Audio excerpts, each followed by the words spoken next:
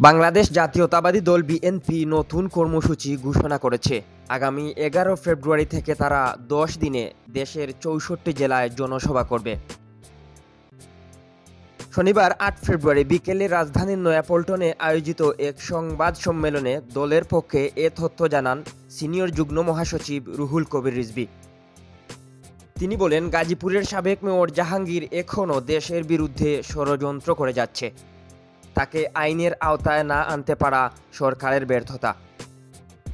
BNP সরকারকে সফল দেখতে চায়, তবে এই সরকার সফল হতে চায় কিনা সেটা তাদেরই ভাবতে হবে। বিএনপির এই সিনিয়র যুগ্ম মহাসচিব আরও বলেন, সাবেক পুলিশ প্রধান বেনজির আহমেদ এখনও ফ্যাসিস্টদের পক্ষে পুলিশ সদস্যদের নিয়ে ষড়যন্ত্র করছে, যা জাতির জন্য মঙ্গলজনক নয়।